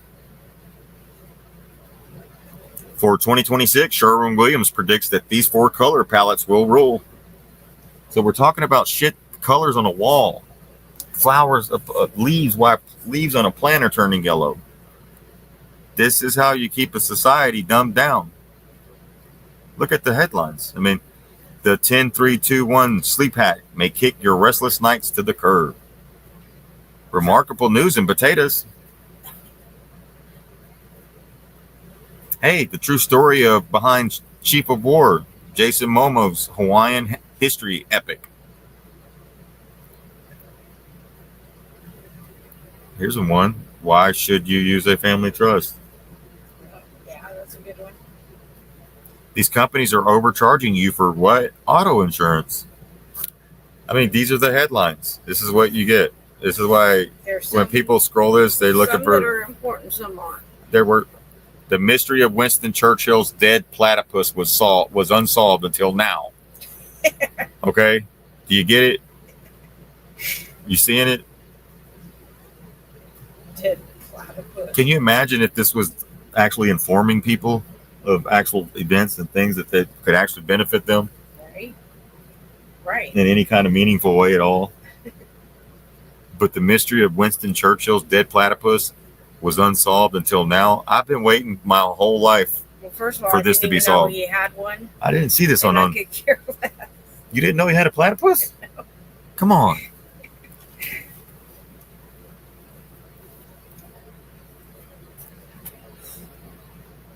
And it was a dead one. They should have did an unsolved mysteries one on that platypus. Maybe people would remember the platypus. But yeah. So it's been unsolved for decades, guys. And you get the person, Lori Anderson, WKRP in Cincinnati starts. She dies at 79. Lonnie Anderson. Yeah, I remember her. We even forgot about her. So Trump's impeachments is removed from a history museum. I mean, first came tea, then came the male rage. Oh, just so you know, the Atlantic is owned by Ghislaine Maxwell's friends. Yeah. The Atlantic, here it is right here in your face. Right? As a main headline coming off of Firefox. Connected to Ghislaine Maxwell. That's how deep this shit is. Right. But people have no clue. They have no clue. All right. This should be good.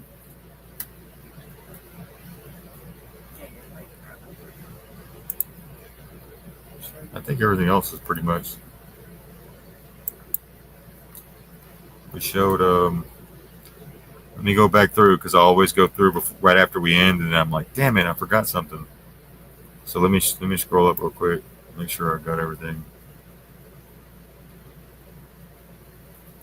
Read after me. Repeat after me. We do not beg to sit at the tables we were not invited to. We do not chase people who exclude or ignore us. We do not seek healing from those who hurt us. We do not sell ourselves out to get into someone's circle. We do not set ourselves on fire to keep others warm. We create our own circle. We surround ourselves with only those who truly love, understand, and respect us, and we learn where to express our energy. We remember our self-worth. Right? As long as the light of truth burns deep in the heart of just one of us, the dance isn't over. That's right.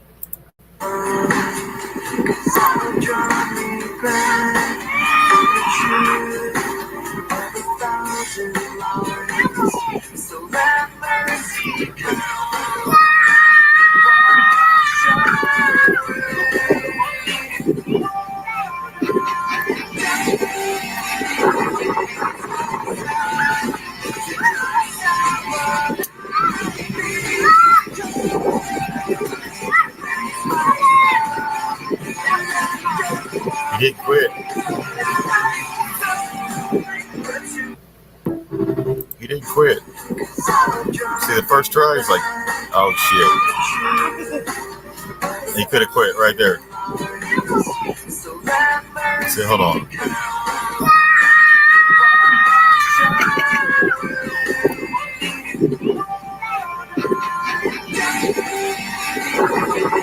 He was excited. He was excited, wasn't he? Yes, he was. Yeah, show Mickey's horseshoes. All right, hold on, Mickey, 1 second. Mickey wants me to show you something that somebody made her. This guy I know made Mickey something. It's all right. It's just took me a little while to get to it. So I had to fix a couple things with my weld because I do welding. So I had to fix a couple things with the weld machine so I could be creative again. So I finally got it all fixed. My electrical stuff's all fixed. Power supply, I had to get it up because I got like a big welder, not a small one. So it requires a lot of power. But here it is right here. Let me go down to it. This is what I made Mickey right here. Where's it at? This is just something I picked up, I don't know, about 10 years ago.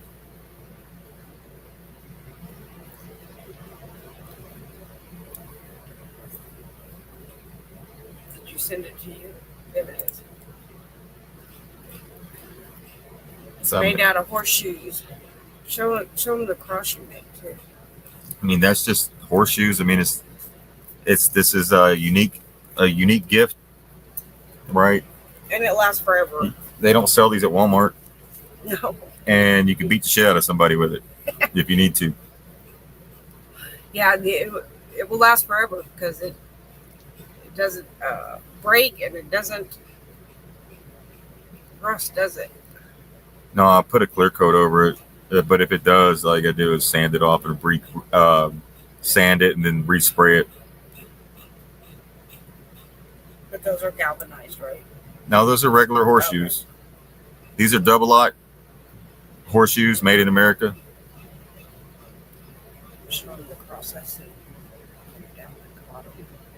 But I could do any letter, but I just spell the names. I don't bend the horseshoes, nothing. This is all natural curvature of a horseshoe.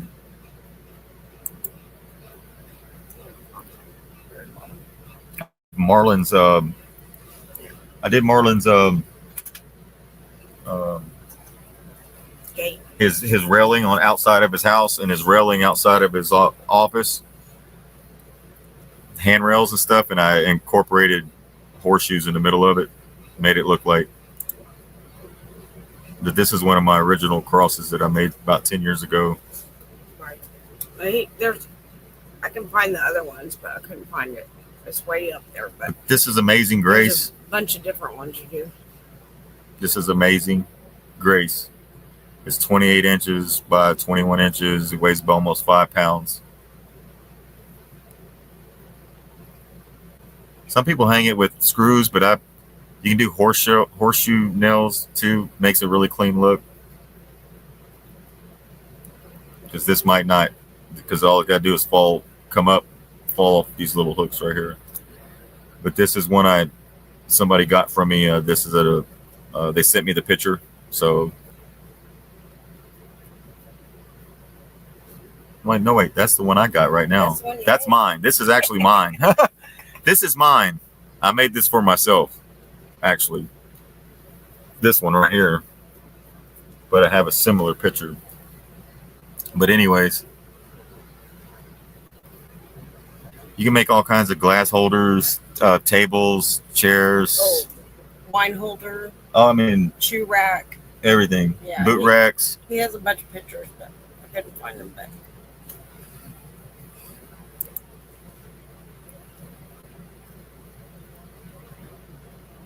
Because I used to do driveway gates and stuff like that in big houses, with the automatic opening. You pull up to the gate and it opens. Well, I broke my hand and I had to do something to make up for losing time. And so I stayed home and I just made a bunch of these, and that's what I did with mine. And then I started my own thing. But anyways, that's being creative. And it's fun to do. And I think somebody else has, is it Bird Love? Yes. Yeah, I got to do something for Bird Love. But that's what I made for Mickey right here, as you can see, and then we'll close it out.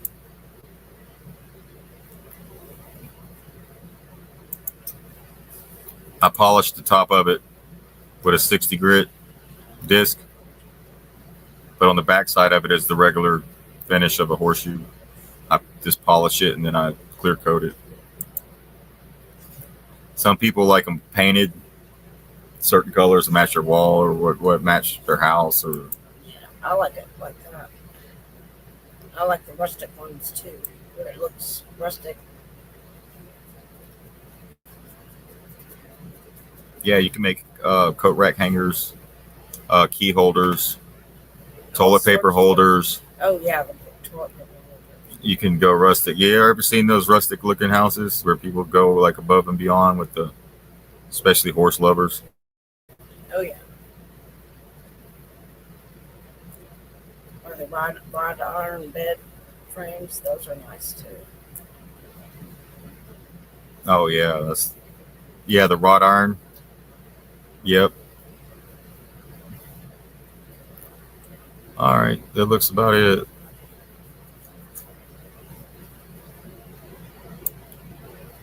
Oh, here's the one that I wanted to show right here. This is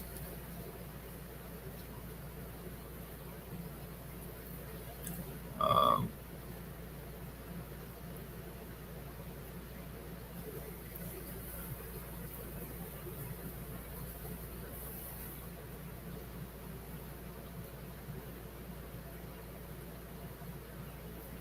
all right. I think we're going to end it unless I find something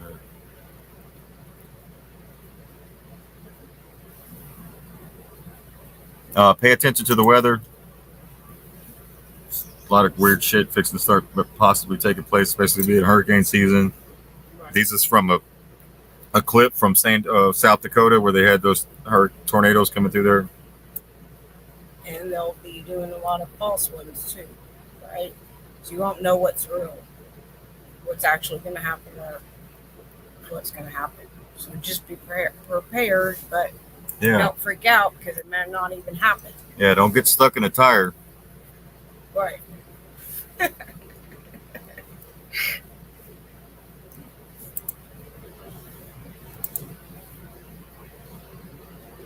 Oh, here it is, right here. The nuclear blast to frighten people. This is what.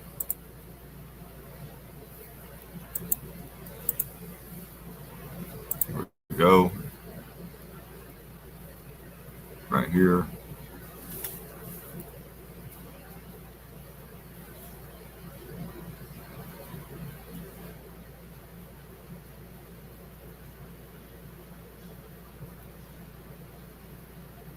Why is that the heat dome? Must have.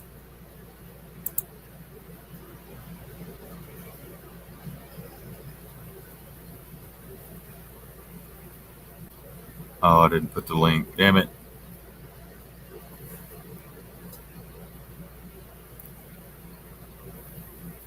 All right. That's it. People are kind of upset about the $600 tariffs. They told him they could stick it up his butt. He's trying to run for re-election. We got midterms coming, guys. Got to look like the good guy.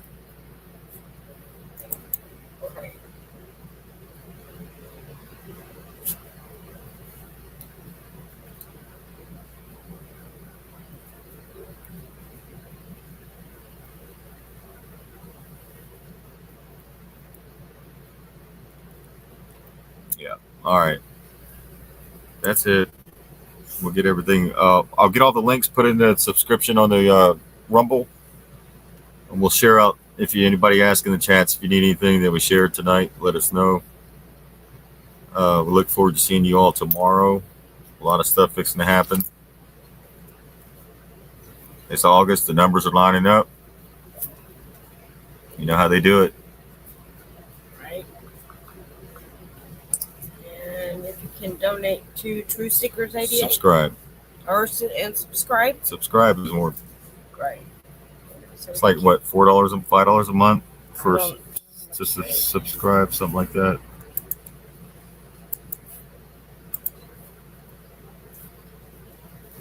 Click like and subscribe. If you can't afford it, that's fine. We're still going to keep serving the people. Mama's cooking. Right. That's it. Mama's cooking. That's all we got, guys. Prayers for Mike. Prayers for and his family. Prayers for Marlon and his family with his mother passing. He took it pretty hard.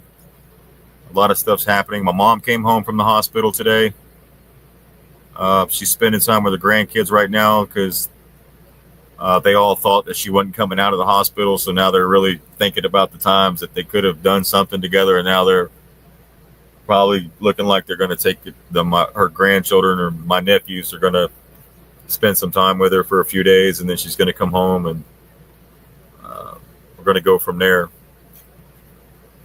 But mom's home, so that prayers answered. Look forward to seeing you all tomorrow. Let me find a.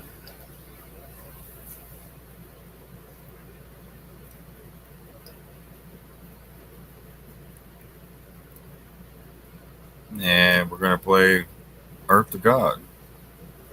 And we're going to close it out. Y'all have a good one. Good night, everyone. Love y'all.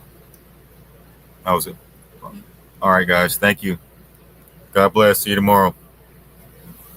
Less than 24 hours. We'll be back.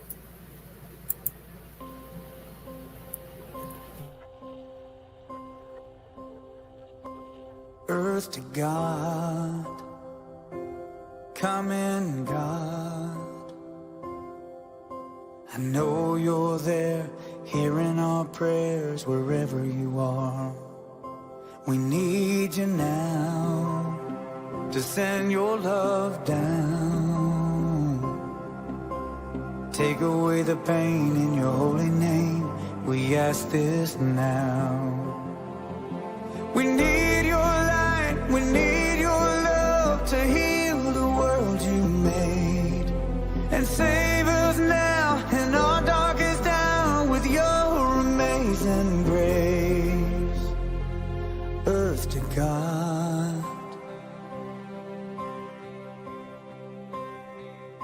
We're holding on, but not for long. Can you pull us all close to the Holy Ghost and keep us strong? We need your light, we need your love to heal the world you made. And save us now in our darkest hour with your amazing grace. Earth to God.